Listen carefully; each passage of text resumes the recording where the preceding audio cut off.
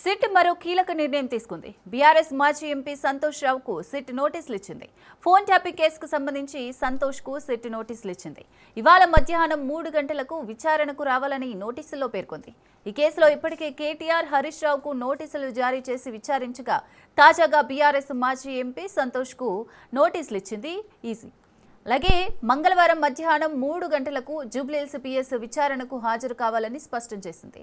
CrPC 160 కింద నోటీసులు ఇచ్చింది. సిట్ నోటీసులపై సంతోష్ రావు స్పందించారు. సిట్ విచారణకు హాజరై పోలీసులు అడిగే ప్రశ్నలకు సమాధానమిస్తానన్నారు సంతోష్ రావు.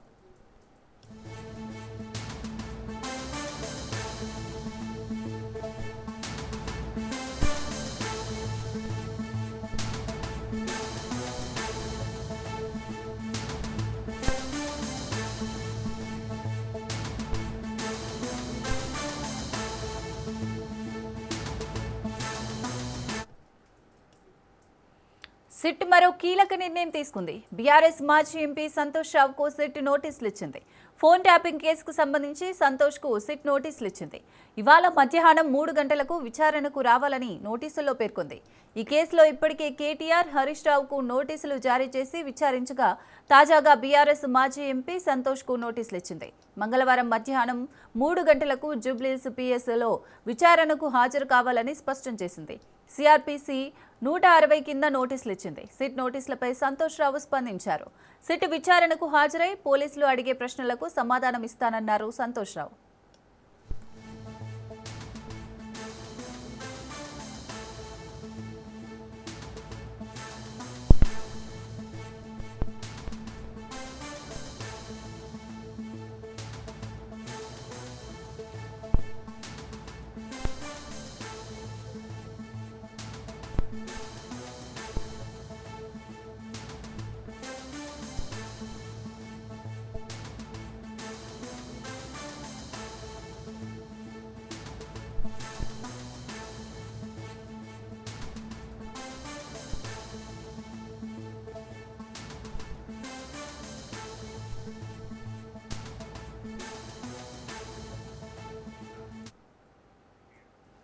సింగరేణి కుంభకోణంపై ఇవాళ గవర్నర్ జిష్ణుదేవ్ వర్మను బీఆర్ఎస్ నేతల బృందం కలవనుంది.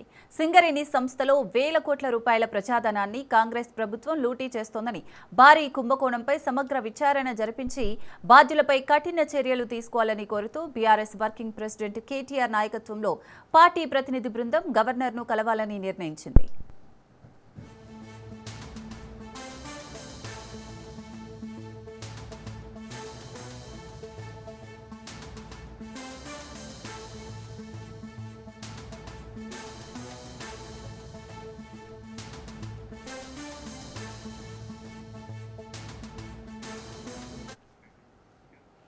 సింగరేణిలో జరిగిన అవినీతికి సంబంధించిన పూర్తి ఆధారాలు, లోతైన వివరాలతో కూడిన సమగ్ర నివేదికను బీఆర్ఎస్ నేతలు గవర్నర్కు సమర్పించనున్నారు. సింగరేణి వంటి ప్రతిష్టాత్మక సంస్థలో జరిగిన భారీ కుంభకోణంలో సీఎం, డిప్యూటీ సీఎం, మంత్రులు నేరుగా భాగస్వాములయ్యారని పార్టీ ఆరోపిస్తోంది. ఈ వ్యవహారంపై రాజ్యాంగబద్ధమైన పదవిలో ఉన్న గవర్నర్ వెంటనే స్పందించి తగిన చర్యలు తీసుకోవాలని విజ్ఞప్తి చేయనున్నారు.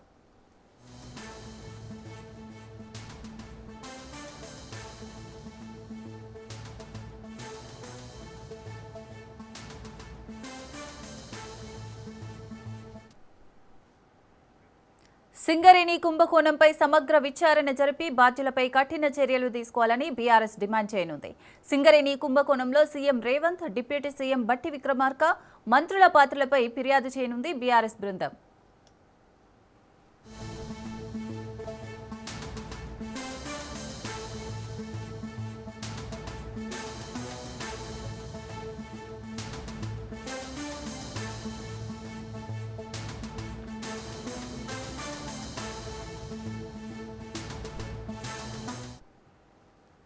తెలంగాణ భవన్లో రేవంత్ నిరంకుశ పాలన, రాహుల్ మౌనంపై లఘునాటిక ప్రోగ్రాం జరిగింది. ముఖ్య అతిథిగా బీఆర్ఎస్ వర్కింగ్ ప్రెసిడెంట్ పాల్గొని నాటికను తిలకించారు. అనంతరం రాష్ట్రంలో కాంగ్రెస్ పాలనపై తీవ్ర విమర్శలు చేశారు. ఈ నాటిక ద్వారా విద్యార్థుల సత్తా ఏంటో రేవంత్ రెడ్డికి, రాహుల్ గాంధీకి చూయించారని కేటీఆర్ అన్నారు. దేశంలో బీజేపీ, కాంగ్రెస్ పార్టీలు కలిసి రాజ్యాంగాన్ని తుంగలో తొక్కుతున్నారని ఆరోపించారు. తెలంగాణ సాధించడం అంటే దానికి కారణం డాక్టర్ బిఆర్ అంబేద్కర్ అని, బోధించు, సమీకరించు, పోరాడు అనే నినాదాన్ని ఆకలింపు చేసుకున్న నాయకుడు కేసీఆర్ అని కేటీఆర్ తెలిపారు.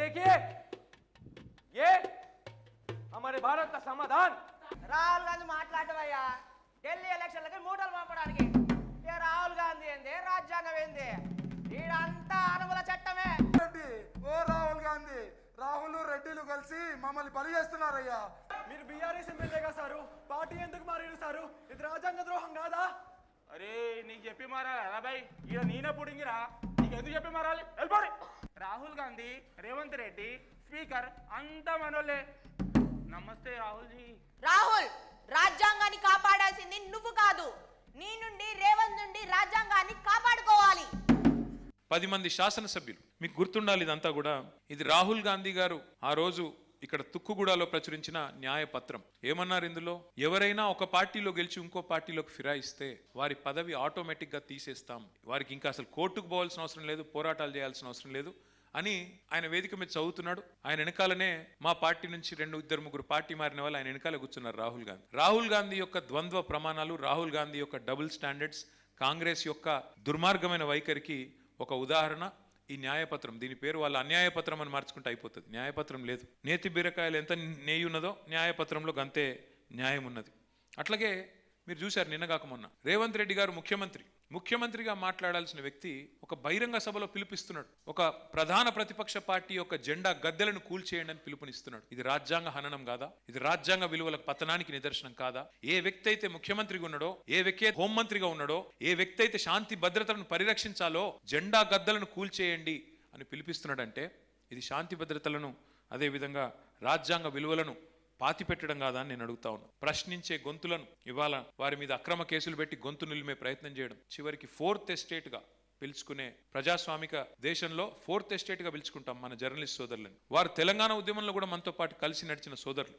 వారిని ఇవాళ టెర్రరిస్టుల మాదిరిగా గుంజుకపోయి ఏ మంత్రి పేరు చెప్పలేదు ఏ అధికారి పేరు చెప్పకుండా ఏదో కథనం వస్తే అది యాజమాన్యాన్ని ప్రశ్నించాల్సింది పోయి ఇవాళ జర్నలిస్టులను టెర్రరిస్టుల లాగా అరెస్ట్ చేసే రోజులు వచ్చినాయంటే ఇది రాజ్యాంగ విలువల హననం కాదా వారిని నేను కోరేది జర్నలిస్ట్ మిత్రులను కూడా అబద్ధపు హామీలతో గద్దెనెక్కి మహిళలను నిరుద్యోగులను రైతులను వృద్ధులను అందరినీ మోసం చేసి డిక్లరేషన్ల పేరిట SC ST డిక్లరేషన్ అని చెప్పి దళితులను గిరిజనులను మోసం చేసి BC డిక్లరేషన్ అని బీసీలను మోసం చేసి రైతు డిక్లరేషన్ అని రైతులను మోసం చేసి యువజన డిక్లరేషన్ అని చెప్పి రాయలసీమ ప్రాంతాన్ని టూరిజం రంగంలో అత్యున్నత స్థాయికి తీసుకెళ్లడమే లక్ష్యంగా ప్రభుత్వం పనిచేస్తోందని మంత్రి కందుల దుర్గేష్ అన్నారు. తిరుపతి జిల్లా రైల్వే కోడూరులో పర్యటించిన ఆయన గండికోట ఉత్సవాలు ప్రపంచ స్థాయిలో విజయవంతంగా నిర్వహించామని ఇది రాష్ట్రానికి గర్వకారణమని అన్నారు. శ్రీకాళహస్తి, శ్రీశైలం, గండికోట వంటి ప్రముఖ పర్యాటక ప్రాంతాలను మరింత అభివృద్ధి చేసి అంతర్జాతీయ స్థాయిలో గుర్తింపు తీసుకువస్తామని స్పష్టం చేశారు.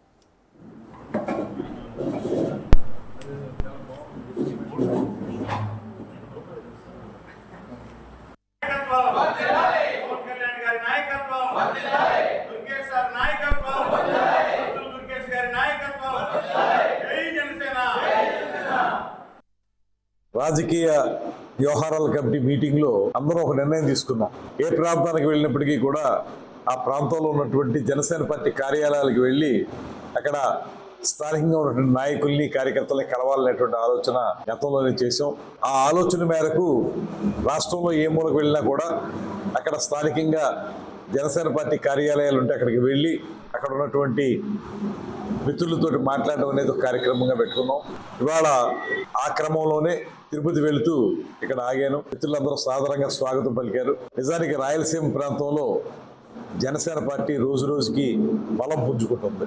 ఒక అద్భుతమైనటువంటి ప్రజాబలం జనసేన పార్టీకి ఇవాళ ఉంది. దీన్ని పూర్తి స్థాయిలో రేపొద్దున్న పవర్ పాలిటిక్స్లో కూడా ఉపయోగపడే విధంగా మార్చుకోవాల్సిన అవసరం కూడా ఉంది. దానికి సంబంధించి జనసేన పార్టీ అధ్యక్షులు ప్రీతమ నాయకులు పవన్ కళ్యాణ్ గారు ఒక కార్యాచరణ కూడా ఏర్పాటు చేస్తున్నారు. రేపు ఏప్రిల్ నుంచి ఆ కార్యాచరణ అమలు చేయటం, తద్వారా అన్ని చోట్ల కూడా పార్టీ నిర్మాణాన్ని పూర్తి చేయడం లాంటి కార్యక్రమాలు. రెడ్ బుక్ పేరుతో మంత్రి లోకేష్ చేస్తున్న బెదిరింపులకు ఎట్టి పరిస్థితుల్లో భయపడే ప్రసక్తే లేదన్నారు మాజీ మంత్రి అంబటి రాంబాబు. ఇబ్రహీంపట్నంలో మాజీ మంత్రి జోగి రమేష్ను అక్రమంగా 83 రోజుల పాటు జైల్లో పెట్టించి చంద్రబాబుకు ఆయనపై ఉన్న కక్ష తీర్చుకున్నారన్నారు. మాజీ మంత్రి జోగి రమేష్ కుటుంబంపై వేధింపులు దుర్మార్గమన్నారు విడుదల రజని. ఈ నేపథ్యంలో జోగి రమేష్ను కలిసి యోగక్షేమాలు అడిగి తెలుసుకున్నారు విడుదల రజని, అంబటి రాంబాబు. అన్యాయంగా జైల్లో ఉంచడంతో ప్రజల్లో ప్రస్తుతం జోగి రమేష్కు క్రేజ్ పెరిగిందన్నారు. రాజకీయ కక్ష తీర్చుకోవడం కోసం ప్రభుత్వం పోలీసులను పావులుగా వాడుకుంటుందని, వైసీపీలో యాక్టివ్గా ఉన్న వారందరిపై కేసులు పెట్టి జైల్లో తోస్తుందన్నారు.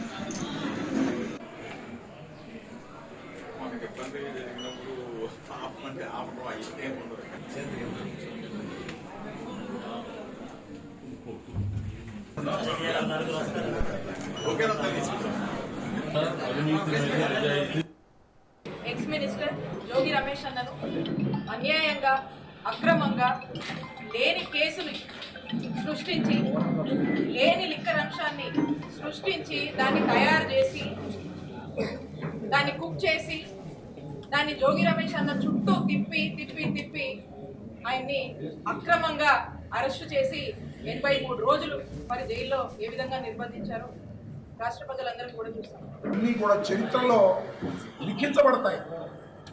రాబోయే కాలంలో వీటన్నిటికీ మీరు సమాధానం చెప్పుకోవాల్సిన అవసరం ఉంటుంది. శాస్త్రం కాదు. ఇందిరాగాంధీ ఓడిపోయింది, ఎన్టీ రామారావు ఓడిపోయాడు, చంద్రబాబు ఓడిపోయాడు. అధికారం ఉన్నప్పుడు మదంతో వ్యవహరిస్తే వారికి సరైన గుణపాఠం కాలం చూపుతున్న విషయాన్ని మర్చిపోయి వాళ్ళ అక్రమమైన కేసులో జోగి రమేష్ ఇరికించి నాకు చాలా సందర్భాల్లో మాట్లాడాడు. చెప్పాను, వీరికి అనమాట మొట్టమొదటి అరెస్ట్ అయిపో, 2 నెలలు 3 నెలలు ఉంటే అప్పుడు చంద్రబాబుకి ఆనందం వస్తుంది, నువ్వు బెయిల్ తెచ్చినాడు ఇంకో కేసు పెడతాడు, అట్లాగే బెయిల్ తెచ్చినాడు ఇంకో కేసు పెడతాడు. ఏంటి ఏదైనా సరే. కూటమి ప్రభుత్వంపై మాజీ మంత్రి వెల్లంపల్లి శ్రీనివాస్ తీవ్ర విమర్శలు చేశారు. రాష్ట్ర గవర్నర్తో కూడా కూటమి ప్రభుత్వం పచ్చి అబద్ధాలు మాట్లాడించిందని విమర్శించారు. చంద్రబాబు, పవన్ కళ్యాణ్, లోకేష్లు అబద్ధాలతోనే బతుకుతున్నారని మండిపడ్డారు. రిపబ్లిక్ డే రోజున కూడా గవర్నర్తో పచ్చి అబద్ధాలు చెప్పించడం దుర్మార్గమన్నారు. దీంట్లో ఏమో గవర్నర్ గారి ప్రసంగంలో 20 లక్షల ఉద్యోగాలు మీ ఇప్పించేస్తున్నాం, ఆ విధిగా అడుగులేస్తున్నాం అని చెప్తున్నారు. నేనేమో ఒక నేషనల్ మీడియాలో 23 లక్షల కోట్ల మందికి ఉద్యోగాలు ఇచ్చారని చంద్రబాబు నాయుడు. ఇది 2026 జోక్ అనమాట. ఇది 2026కి సంబంధించి జోక్. ఇది 23 లక్షల కోట్ల మందికి ఉద్యోగాలు ఇచ్చారని చెప్పని మన ఆంధ్ర రాష్ట్ర పరువు తీసుకెళ్లి జాతీయ మీడియా ద్వారా గాలి తీయించుకున్న వ్యక్తి ఎవరు ఉన్నారంటే చంద్రబాబు నాయుడు అని చెప్పి మీ అందరికి కూడా తెలియపరచుకుంటున్నాను.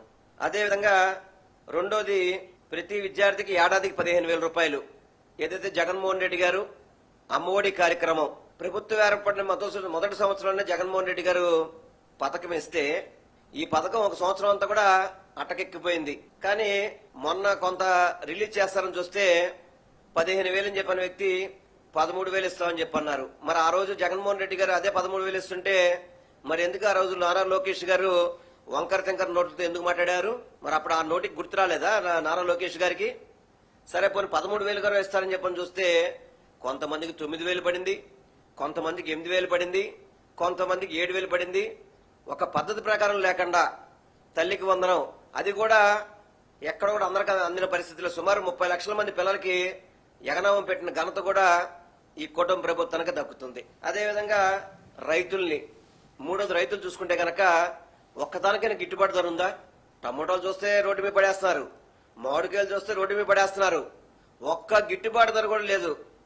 ఏదో జగన్మోహన్ రెడ్డి గారు ఏదైనా ఒక రైతుల గురించి మాట్లాడితే వాటికి కేంద్ర ప్రభుత్వానికి లేఖ రాసి ఊరుకున్నారు తప్ప ఎక్కడ కానీ రైతు అనే వ్యక్తి సంతోషంగా ఉన్నారా? సంక్రాంతికి రైతు సంతోషంగా కాకుండా కన్నీళ్లతో చేసిన ప్రభుత్వం ఏదంటే కూటమి ప్రభుత్వం తెలియదు. హైదరాబాద్లో దారుణ ఘటన చోటు చేసుకుంది. చైనా మాంజాకు మరో బాలిక బలైంది. కుకట్పల్లిలోని వివేకానంద నగర్లో బైక్పై వెళ్తున్న 5 ఏళ్ల బాలిక మెడకు చైనా మాంజా చుట్టుకుంది. దీంతో తీవ్ర రక్తస్రావం అయింది. ఆసుపత్రికి తరలించేలోపే మృతి చెందింది. దీంతో తల్లిదండ్రులు కన్నీరు మున్నీరుగా విలపించారు. పోలీసులు కేసు నమోదు చేసుకుని దర్యాప్తు ప్రారంభించారు. సంక్రాంతి పండుగ సమయంలో అనేక మంది చైనా మాంజా కారణంగా ఆసుపత్రి పాలయ్యారు. ఉప్పల్ స్వరూప్ నగర్లో ఉంటున్న నాగరాజు మెడకు చుట్టుకొని గొంతు కోసుకుపోయింది. రంగారెడ్డి జిల్లా మీర్పేట్ పోలీస్ స్టేషన్ పరిధిలో చైనా మాంజా కారణంగా ఓ వృద్ధురాలు గాయపడింది. అల్మాస్గూడలో రోడ్డు పక్కన యాదమ్మ అనే వృద్ధురాలు నడుచుకుంటూ వెళ్తుండగా కాలికి చైనా మాంజా చుట్టుకుంది. ఇలా అనేక మంది గాయాల పాలైన చైనా మాంజా అమ్మకాలు విచ్చలవిడిగా జరిగాయి. దీనిపై అధికారులు కఠిన చర్యలు తీసుకోవాలని ప్రజలు డిమాండ్ చేస్తున్నారు.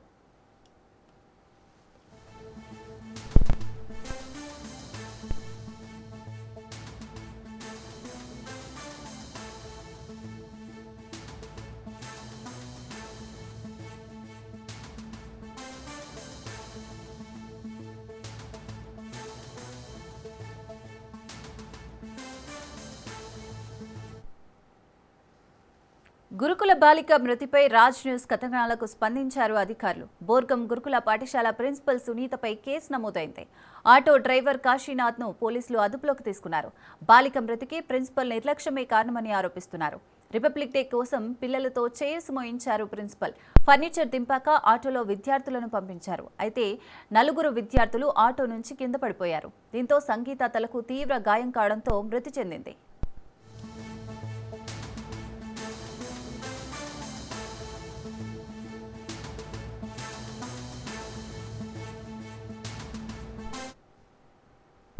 ఇటీవల రీల్స్ పిచ్చితో సస్పెండ్ అయిన టీచర్ బుక్యా గౌతమి రోధిస్తూ వీడియో రిలీజ్ చేసింది. ప్రైవేటు స్కూల్కి తెలియకుండా ప్రమోట్ చేశానని, దానికి తనను సస్పెండ్ చేయడం పెద్ద శిక్ష వేశారని, సోషల్ మీడియాలో తనను విపరీతంగా ట్రోల్ చేస్తున్నారని, ఇకనైనా ట్రోలింగ్ ఆపాలని నెటిజన్లను వేడుకున్నారు. తనను ఇలానే ట్రోల్ చేస్తుంటే తనకు చావే శరణ్యమని ఆవేదన వ్యక్తం చేశారు. టీచర్ బుక్యా గౌతమి రోధిస్తూ వీడియో రిలీజ్ చేయడంతో నెటిజన్లు కొందరు పశ్చాత్తాపానికి మించిన ప్రాయశ్చిత్తం లేదని తనకు మద్దతుగా నిలిచారు. ఒక్కరికి కూడా చాలా చాలా థ్యాంక్స్ అండి. ఒక ఉపాధ్యాయురాలిగా నేను ఎప్పుడు కూడా నా వృత్తికి అన్యాయం చేయలేదు, చెయ్యను కూడా, ఇంతవరకు కూడా చేయలేదు. కానీ నాకున్న ఒక అవివేకం వల్ల ప్రమోషన్స్ చేయడం జరిగింది. ఫస్ట్ ప్రమోషన్తో నాకు ఎవరైనా చెప్పిన బాగుండు, చెప్పలేదు, దానివల్ల ప్రమోషన్స్ చేయడం జరిగింది. సైనికుల సంక్షేమం కోసం నిధులు కేటాయిస్తున్నాము అని చెప్పి మా పిల్లలు అక్కడ చదువుతున్నారు. వాళ్ళ కోసం వాళ్ళు పిలిస్తే నేను వెళ్ళాను. ఏదైనా కూడా నేను మా గవర్నమెంట్ స్కూల్కి అన్యాయంగా నేను ఎప్పుడూ చెయ్యనండి. అది నా యొక్క ఉద్దేశం కాదు. నాకు ఎలా చెప్పాలో కూడా తెలియట్లేదు. వాట్సాప్ నుంచి, ఇన్స్టా నుంచి, ఫేస్బుక్ నుంచి చాలా ట్రోలింగ్ చేసేస్తున్నారు. నేను ఏమన్నా 10 మందిని హత్య చేశానా, నేను 20 మందిని చంపేశానా, లేదంటే గంజాయి హెరాయిన్ ఏమైనా అమ్మానా, నాకు ఇవన్నిటితోటి సూసైడ్ చేశాననిపిస్తుంది. అనొచ్చు, నన్ను అనొచ్చు, నన్ను ఎవరు హెచ్చరించలేదండి. నేను ఏ క్లాస్ రూమ్లో కూడా నేను ఎప్పుడు పిల్లల యొక్క సబ్జెక్ట్ రీల్స్ తప్ప ప్రమాణ పూర్తి చెప్తున్నాను. సబ్జెక్ట్ రీల్స్ ఇవే అపోజ్ చేశాను. కానీ నా విధి నిర్వహణకి వ్యతిరేకంగా నేను ఎప్పుడు వీడియోస్ చేయలేదండి. నా గవర్నమెంట్ స్కూల్ పిల్లలు జాయిన్ కావాలని చెప్పి ఇంటింటికి తిరిగి నేను అడ్మిషన్స్ తీసుకొచ్చాను. మా స్కూల్లో, గవర్నమెంట్ స్కూల్లో 6th and 7th క్లాసెస్లో మీరు ప్రతి ఒక్క పిల్లవాడిని అడగండి, నేను ఎప్పుడన్నా పాటలు పాడానా, వాళ్ళకి పాటలు నేర్పిస్తాను, ఆటలు నేర్పిస్తాను. గవర్నమెంట్ స్కూల్స్కి బుక్స్ డొనేట్ చేశాను. నా ఫ్రీ టైంలో నేను వాళ్ళకి యూట్యూబ్ వీడియోస్ టీచ్ చేశాను. నేను ఇంకా ఎలా చెప్పాలండి, నోటికి ఏదొస్తే అది రాసేశారు. పాటలు చెప్పడం మానేసి రీల్ చేసిందని చెప్పి నోటికి ఏదొస్తే అది మీ న్యూస్ల కోసం. మనిషి చచ్చిపోయినా అంతే, నా అప్పుడు హ్యాపీగా ఉండండి. మీరంతా చచ్చిపోయింది గౌతమి ట్రోలింగ్కి అని 4-5 రోజుల నుంచి నీళ్లు తాగలేదండి. మీరు నమ్ముతారా? ఇప్పుడు ఏది చెయ్యొచ్చో లేదో కూడా నాకు తెలియదు. బీపీ డౌన్ అయిపోయి నాకు మైండ్ పని చేయట్లేదు. కడుపుకు తిండి పెట్టే జాబ్కి అన్యాయం చేసుకుంటారా అండి తెలియలేదు నాకు. నా గవర్నమెంట్ వ్యవస్థ నాకు తిండి పెడుతుంది. ఈ గవర్నమెంట్ వ్యవస్థ అన్యాయం చేయాలని నేను ఎప్పుడు కోరుకోలేదండి. ఓ కుటుంబం తీసుకున్న నిర్ణయంతో ప్రత్యేక విమానంలో అత్యంత వేగంగా గుండెను తరలించి ఓ యువకుడి ప్రాణాలను కాపాడారు. తిరుపతిలోని శ్రీ పద్మావతి హాస్పిటల్లో చికిత్స పొందుతున్న 16 ఏళ్ల కార్తికేయ రెడ్డి కోసం గుంటూరు ఆస్టర్ రమేష్ ఆసుపత్రిలో బ్రెయిన్ డెడ్ అయిన అమర్బాబు గుండెను గన్నవరం విమానాశ్రయం నుంచి ప్రత్యేక విమానంలో గుండెను తిరుపతి అంతర్జాతీయ విమానాశ్రయానికి తీసుకొచ్చారు. అత్యంత వేగంగా గుండెను తరలించేందుకు వైద్య బృందం ప్రత్యేక విమానాన్ని వినియోగించింది. తిరుపతి ఎయిర్పోర్ట్ నుండి కేవలం నిమిషాల వ్యవధిలో తిరుపతి పోలీస్ ఏర్పాటు చేసిన ప్రత్యేక మార్గం గ్రీన్ ఛానల్ ద్వారా శ్రీ పద్మావతి హాస్పిటల్కు చేర్చారు. నిపుణులైన వైద్య బృందం ఆధ్వర్యంలో కార్తికేయ రెడ్డికి గుండె మార్పిడి శస్త్రచికిత్స నిర్వహించారు.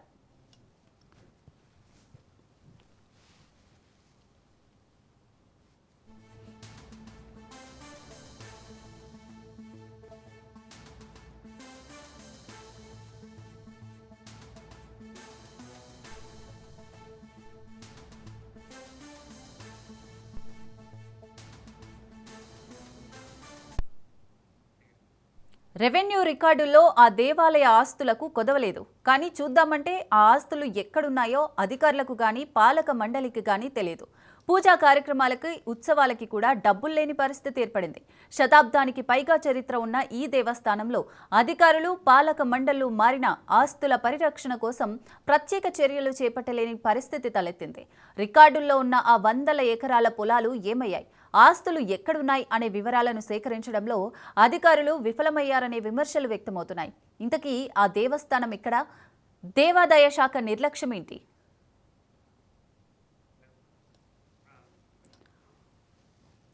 దేవుడి భూములకు ఎసరు పెట్టిన గనులు నెల్లూరు జిల్లాలో ఉన్నారు. కొడవలూరు మండలం నార్త్ రాజుపాలెంలో దాదాపు శతాబ్దం క్రితం నిర్మించిన శ్రీ లక్ష్మీ ప్రసన్న వెంకటేశ్వర స్వామివారి ఆలయం ఉంది. అప్పట్లో దాతలు ఆలయానికి భూములు, బంగారం, వెండి ఆభరణాలు అందజేశారు. రికార్డుల ప్రకారంగా 93 ఎకరాల 43 సెంట్ల భూమి ఆలయానికి ఉంది.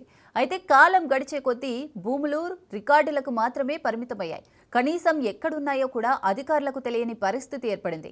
దీంతో ఆలయంలో జరిగే బ్రహ్మోత్సవాలు, ఇతర ఉత్సవాలకు దాతలు సహాయ సహకారాల కోసం ఎదురు చూడాల్సిన పరిస్థితి ఏర్పడింది. ఎంతమంది ఎండోన్మెంట్ ఈవోలు మారినా దేవాలయ భూములు ఎక్కడున్నాయి అనేవి చెప్పలేకపోతున్నారు. రికార్డుల ప్రకారం భూములను స్వాధీనం చేసుకుని దేవస్థానం ఆదాయం పెంచాలనే డిమాండ్స్ వస్తున్నాయి.